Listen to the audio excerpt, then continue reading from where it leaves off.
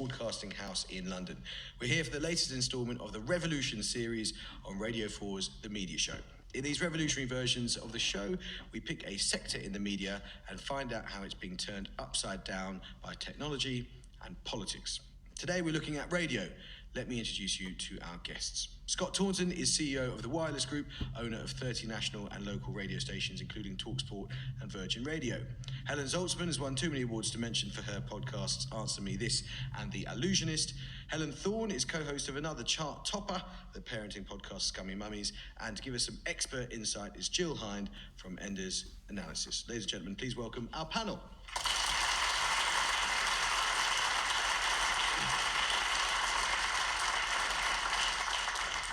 Thank you so much. Let me ask our podcasters, conveniently both named Helen, why do podcasts have such crazy names, whereas Radio 4 shows usually have the most unimaginative titles possible? Helen Thorne. All right, okay. Because we're our own bosses, we can do whatever we want, and it's wonderful. And also, now especially, because there are so many podcasts, you have to stand out. We couldn't just be called The Parenting Show. Scummy Mummies kind of raises an eyebrow, so that's why we went a bit silly with ours. And I am a scummy mummy, so it sort of says what it is. So I think that's the wonderful thing about podcasts. You just have this sort of freedom. You don't have to be told by the BBC bosses what to do, so it's lovely. God, I wish I knew how that felt. Helen Zaltzman. I think also we are all obviously shows on the internet, and since the internet you have to think of a name that people can find when they search for it, and therefore, no offence, if you were searching for media and show, the media show might not come up, and you need to find names that other people aren't using, which forces you to become a little more inventive. Would you recommend we changed our name? Ooh. I mean, it does describe what you're doing, of course. I know, it's quite boring. But it's not jazzy, it's not snappy. It's nice that you're the media show, not a media show. Oh, yeah. Thank you. You've got that to keep. Thank you very much. Now, Scott Taunton, I've got to ask you about Chris Evans. I know you won't reveal what you're paying him to present on Virgin, though you can if you like. But is he now the highest paid DJ in the history of British radio? Well, that would be going some way to answering your question about what we pay. Which is precisely why I asked it. What's the answer? What I would say about Chris is... No. What you would say about Chris has got to pertain to the question. So the question, Scott Taunton, is Chris Evans now the highest paid DJ in the history of British radio? I am not going to get drawn into what we're paying Chris Evans. Chris Evans joined us not just for the money. You know, if you heard Chris Evans' last show, or when he announced that he was coming to Virgin Radio, what he said was that he was a mountain climber. And he was sat above the highest mountain in radio in this country, and indeed he has the biggest audience in pretty much in the English-speaking world. And that he wanted a new challenge and a new mountain to climb, and saw Virgin Radio as his spiritual home. So I think that had a lot more to do with the negotiation with Chris than the money. Which I'm still not going to announce. About 2 million, is it? A bit more? Okay, we'll come on to that. Maybe we'll come back to it. Right, so today we're going to work out what's going on in the world of radio and where it might go next with your help to our live audience here in the Radio Theatre. Jill Hind from Enders Analysis. Let's look first at what you might call traditional radio. In the age of unlimited on-demand choice, how popular do stations on FM and DAB remain?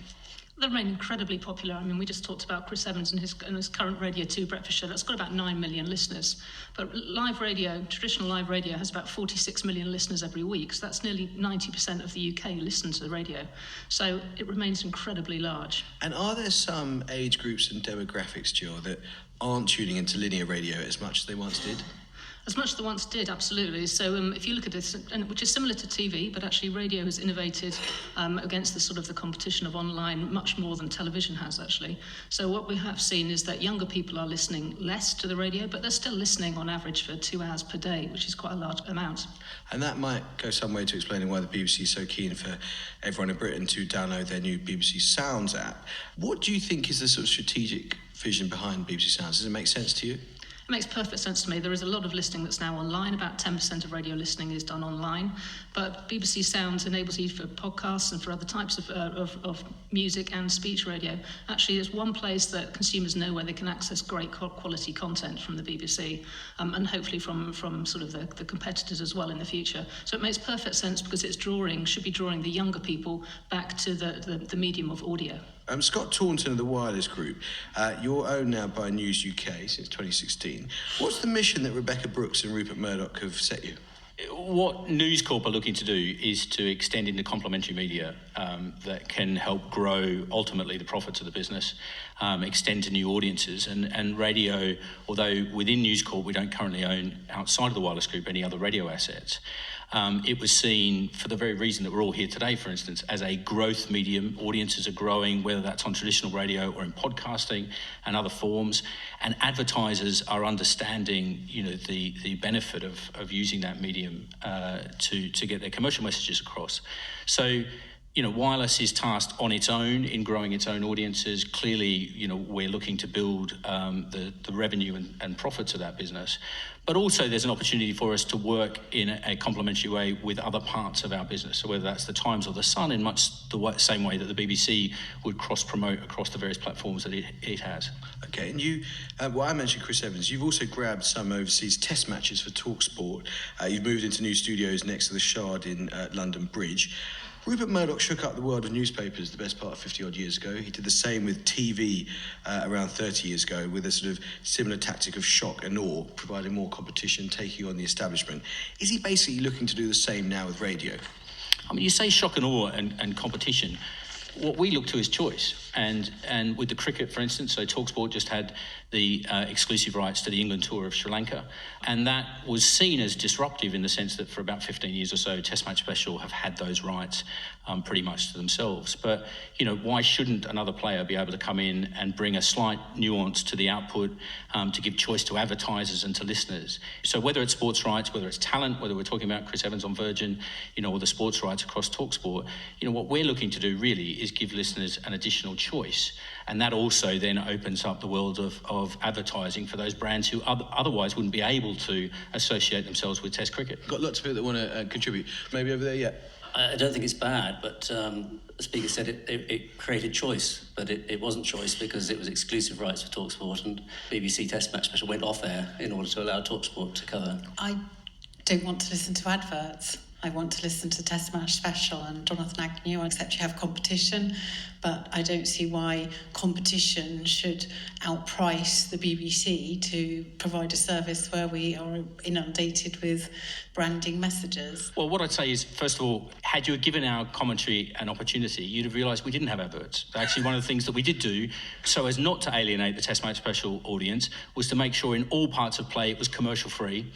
We brought a great lineup of talent, from Mark Nicholas to Darren Gough coming back to cricket. We used many of the pundits from Sky. So actually we were quite conscious that we didn't want it to become a big change for those listeners from Test Match Special. And the reason that the choice moved from Test Match Special to us was that for the first time we found a commercial model that allowed us to outbid the BBC. The BBC has long had a very dominant position in sports rights, and some of that is about the privileged position that the BBC finds itself in. It has the vast bulk of national spectrum on radio nationally, and benefits from large budgets that can sit on the editorial side. What we're looking to do, though, is something slightly different in always looking, whether we're acquiring talent or sports rights, in looking at a business plan on a case-by-case basis as to, what do we think we can generate in terms of the audiences, what might be the revenues that we can bring alongside that. And if it doesn't make a profit for us in the long term, it isn't something that we would look to do. So the piece that we find more difficult with the BBC is where the BBC extends significantly beyond its public service broadcast remit. Like where? Well, podcasting, I think, is a great example. I think they do some fantastic podcasts, but it does change the market. In Australia or the US or elsewhere, listeners to podcasts don't necessarily have the same challenges that we have here, in that people are quite used to having commercial messaging sitting alongside that. The funding of the creative talent in our sphere becomes more difficult, and I think sometimes that has a chance in narrowing the choice.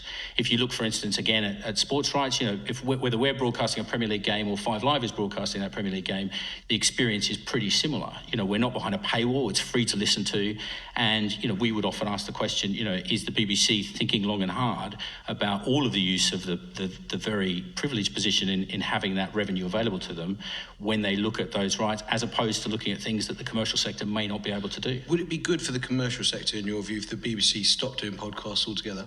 Not necessarily, no. I think there's a complementary nature to lots of the public service broadcasting the BBC does that lends itself to a podcast platform like this show. So we can we can have the media show on Radio 4, it also generates, a lot of interest and can get to a wider audience by running through podcasting. But there are other spheres that the BBC may enter into that I think is more of a challenge for us. I do want to look now at how new technology is changing what we listen to. It's a big theme of what we cover on the media show. Podcasts, of course, have now become hugely popular for many of us. It's important to distinguish between podcasts as editorial propositions, i.e. shows that only go out on podcasting platforms, and podcasts as a distribution mechanism, which Scott alluded to earlier. So, normal radio shows that people listen to on catch-up, which is perhaps a different thing. Let me bring in Helen Zaltzman. I said earlier that she had too many awards to mention, but let me at least acknowledge some of her most recent ones. At this year's British Podcast Awards, she took home Podcast Champion and a Gold Award for The Illusionist. Let's hear a clip from that podcast. Motel, Chocoholic, Labradoodle, Smog, Televangelist, Tanzania, Email, Fanzine, Jazzercise, Chillax, Bromance, Velcro, Brangelina, Christmaker, Podcast, Breathalyzer, Jorts. Modern English is awash with portmanteau terms, words which have been formed from two or more words spliced together. The word portmanteau, meaning a piece of luggage, is itself a portmanteau word from the 16th century, uniting the French words porter, meaning to carry, and manteau, meaning cloak.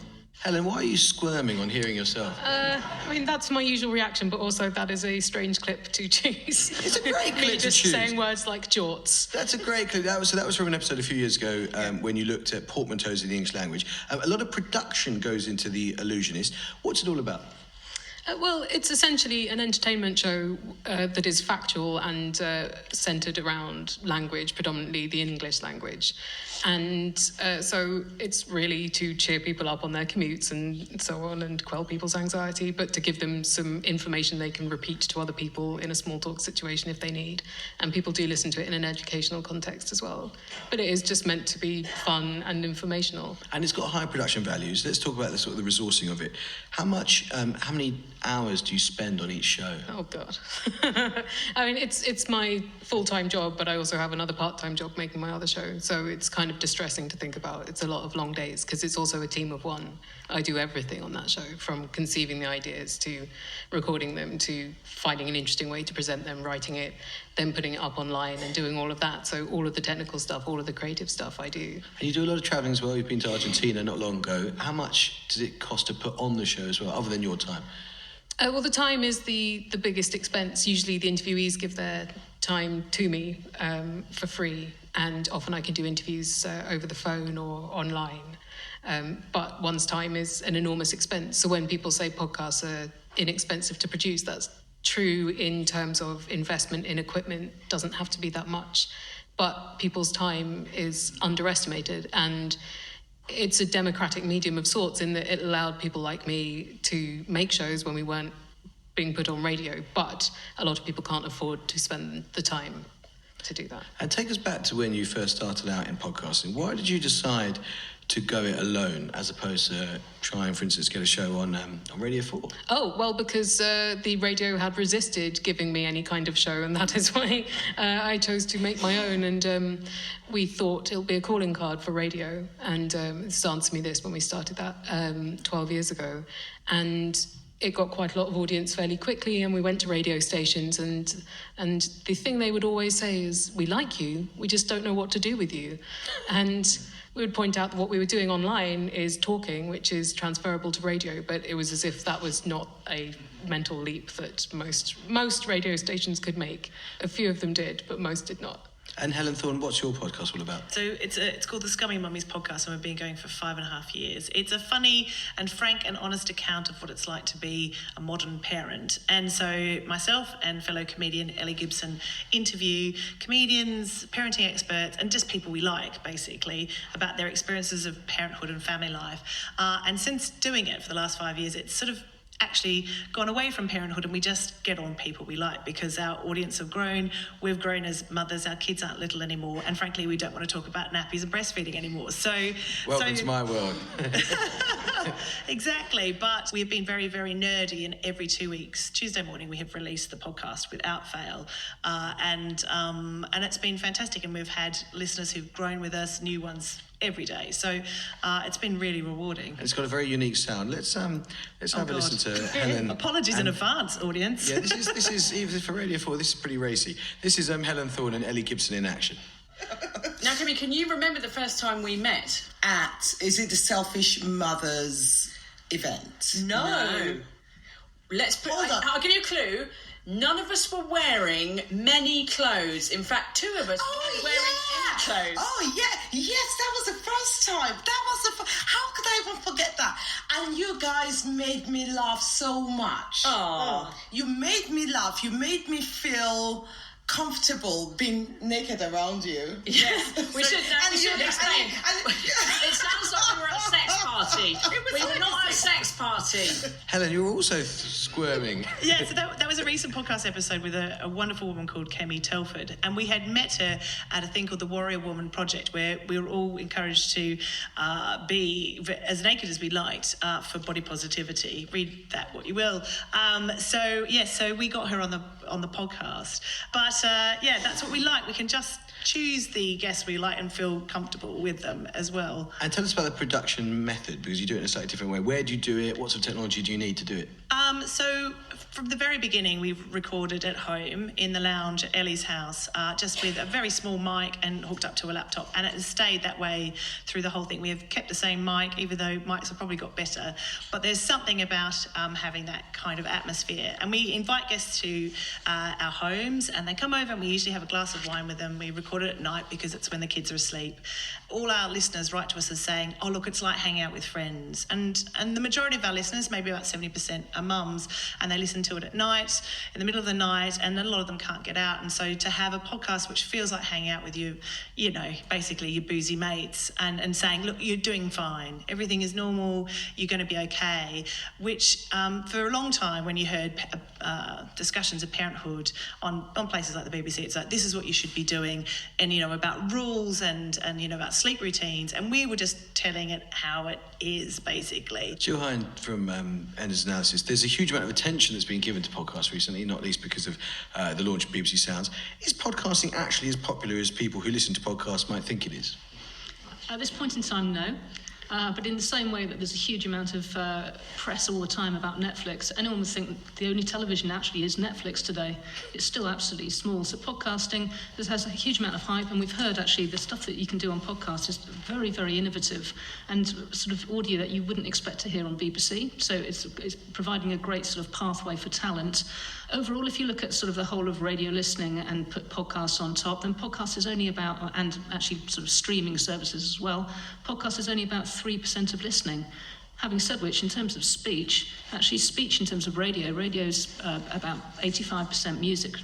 So actually, with looking at podcasts and speech, they are getting closer and closer in terms of audience share. Let's dig into the financials a bit. Scott, Wireless have moved into podcasts under your leadership. Are they as profitable as shows on your traditional stations? No, they're not at this stage. But some of them are profitable in their own right. Others are building an audience. And to the point about one of the great things with podcasting is you can end up with an evergreen piece of content that actually, having created the content, the audiences might come much later and actually will build over time. So, you're investing in that piece as time goes on. Equally said, not all of our radio stations or programs are making a profit at this stage either. We have a station called Talk Radio, which is pretty new. It started in 2016, and the audiences aren't quite at a level yet where that station as a whole would be profitable. So in all audio platforms, you're going to find that, it takes time to actually get to a point where you make profits. Helen Thorne, I was just listening to a previous episode of Scumming Mummies, and you had a sketch where you and your co-host have done for a brand of kids' toothbrush. Yeah. Tell me about your relationship with advertisers. Do you do entire episodes that are sponsored? No. So we'll get sponsorship. We have a podcast host, which is Acast, and they put ads on, but then we'll get a read. So we have to provide the creative content, and we really enjoy that. So we'll get a set fee, and then they'll say make up 60 seconds of funny material about this product with these sort of parameters, and we do it as funny and as in-house style as possible. So at least they're getting some more funny content, but we're very open that this is an ad, and we often say, this is an ad, you know, sort of thing. So I think, because we need to feed our children, you know, and we've been doing this for 5.5 years, and it has been only in the last couple of years we've got the ads. So that's how we do it. And we have had sponsors approach us outside of the podcast provider who said, oh, look, we'll give you some wine for your Christmas podcast. So we'll do a shout out or whatever. So we can be kind of flexible about that. Okay, and Helen Zaltzman, what's your business model, and have you found there's so much talk about podcasts these days, but is the revenue actually growing in proportion to the buzz around the whole industry? Okay, well, interestingly, it is podcast gold rush times, and I found the revenue slightly more difficult to get hold of, but I think it's because there's a lot of noise about different kinds of podcasts. In the last year and a half, there's been a lot more daily news style shows, and the money I find generally is coming from the USA. Still, most podcast sponsors are American-based companies. I also get money from the audience, and most of the ones who donate are in the US because their radio stations have donation drives, and so listeners are used to directly paying for content. As far as business plan, I mean, one that doesn't involve kind of screaming in despair as the podcast advertising market crumbles, because people are worried that what happened to blogs will happen to podcasts, where it was big and then suddenly most of them couldn't make a living anymore. And you've just come back from a live tour of North America, and the success of your podcast has meant you've done lots of regular radio work. Have you found that North America is a huge potential opening for you, particularly in terms of events? Are you able to do big events and hopefully eventually sell out places there, and that's a way of providing more reliable revenue than relying on advertising? Yeah, I mean, that's more difficult revenue than sitting in your house making a podcast, not having to move. That is very convenient. So way to work, there's zero commute. So going to different cities, having to work with different venues, that's a lot of work per time. But it's very exciting because you get to be in a room with people who like your work, which when you're alone in your home doesn't happen. You saw how I responded when having to listen to my own work. Has anyone here got a podcast? Is anyone here? Lady at the front. Yeah, my name's Emma Burnell, and I co-host a podcast called The Zeitgeist Tapes, which is a monthly podcast looking at how popular culture covers politics. And I've also just recently done some research into political podcasts and why people listen to them and why people make them. And it is, I think, that discursive freedom that you don't have on a short radio program where you have to stop at a certain time. You actually have the chance to have the kind of discussions that I think a lot of people feel are missing from that he said, she said stuff that you get on Radio 4 Today or on the TV. If you could pass the microphone along a little bit, 4 places to your left, I think there's a lady with her left hand up. I listen to, because I'm a history student, so I get a lot of education from my podcasts. How old are you, if you don't mind me asking? I'm 18. 18. Do you find the podcast talk to you in a way, and you feel they're directly talking to you in a way that conventional radio doesn't? Yeah, I'm not a big radio listener just because I think that it kind of misses my generation a little bit. How? Why? Because they're mostly sat in this room. I just think it's just sometimes it's not with the times, with our perspective on certain things. I feel like it kind of misses that gap. For me, I think when I turn on the radio, I don't see any content that I will want to listen to. Like on the car, when I'm in the car with my uncle, he puts on the radio and suddenly it's the first thing that comes on is someone talking about the views on Brexit and all that. For me, it's just depressing, especially on a Sunday morning. You know that if you just ever so slightly shift the dial, you can find there's this extraordinary amount of choice. I'm more of a podcast as well. I'm just talking about the future of radio. For me, it's just I don't see any content that I would want to listen to and tune into right now. But you do in the world of podcasts? Yes. What does our panel think about that? Conventional radio is missing the time, is the phrase, and that actually young people don't feel like they're being listened to and their thinking is reflected. I think it picks it up in places, and it depends on what your choices are, and your interests. People's assumption would be something like TalkSport would be a very old listener. But in fact, over 30% of our listeners on TalkSport are 15 to 34-year-olds. But I take the point that outside of the mainstream, because on radio spectrum is so limited, the focus tends to be on more mainstream programming. But, Radio 1's in a position where 55% of its audience are 15-34s, so there are areas that target that, but I agree, commercial radio could do more. Helen Zaltzman?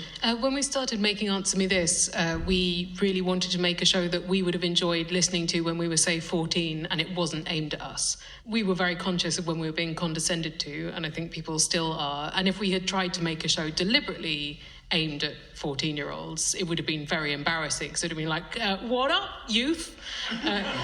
But instead, it was just trying to be funny in a way that's accessible, even if you don't necessarily get all the references yet. And we have like this huge age range of people from 8 to people in their 70s we know listen. You can't underestimate kids. Like the emails we get from them are extraordinary. But if we tried to cater to them, it would be hugely cringeworthy, especially now as we're late 30s. Right, I'd like to finish these discussions in our Revolutions series by looking to the future. Where will the revolution in radio go next? Jill Hind at Vendors Analysis. Spotify and Amazon are investing hugely in exclusive speech programs. Apple is poaching Radio 1 DJs, people like Charlie Sloth, Zane Lowe. If we're looking for a serious challenge to radio companies like Scott's, is that where we should be looking? That's interesting because streaming music services is sort of getting bigger and bigger, and actually what we're finding is that's taking the effect of people who used to listen to CDs. So Spotify is probably the one that's likely to be the biggest challenger, I would have thought, because their curation and their recommendations is so much better than Apple and Amazon. But what they're now going for, they're not going for the music buyers as much as those that are a bit more passive listening. So they're looking at those people that actually just quite like to listen to background radio and might be willing to pay. So that could be an interesting area for Spotify to get that sort of the music commercial radio or music radio listeners. And again, Spotify again are now trying to go into podcasting as well, which I think actually is going to make could potentially make quite a big difference. Because one of the big issues that I'm sure you'll find at the moment about podcasts is actually quite difficult to find podcasts. So people will find it easier to find podcasts that they will find interesting. And that's when we could start to see a big jump in podcast listening. Okay, Scott Taunton, how will the UK radio market be different in 5 years' time? Radio is a platform, as is podcasting, as are smart speakers. What we're about in an audio sense is about developing great content, being as creative as we possibly can. And I think radio listening will reduce, but will still be the lion's share of listening to audio content. I think that what you'll see is people using a breadth of devices to access that great audio. Helen Zaltzman, same question to you. I hope that by that point it'll be easier for independent creators like me and other Helen to make a living from doing what we're doing, and also that radio takes a cue from podcasts in being a bit more innovative and less safe. But forgive me, how is that actually going to happen that it's easier to make a living? Where's that extra money going to come from? Well, at the moment, the advertising market in Britain is pretty much untapped. So I think there are a lot of companies that would benefit from podcast advertising because it really works better than radio advertising so far. Okay, Helen Thorne. I think there'll be a lot more women on the radio, and I think we'll see a lot more diversity of programming and much more influence from the audience. I feel like at the moment it's very much top down, we know what you want. And I think what podcasts have done is listen to the audience and always react. And so I think that's what we'll see, hopefully, in places like the BBC and Virgin Media, that they'll actually respond to what's happening in the world rather than telling us what we think we need, in a nutshell. What a nice note on which to end. That's all we have time for, which is not something you hear on a podcast very often. Thank you so much to our panel today, and above all to our live studio audience here in BBC's Radio Theatre. Thank you for listening at home, and goodbye.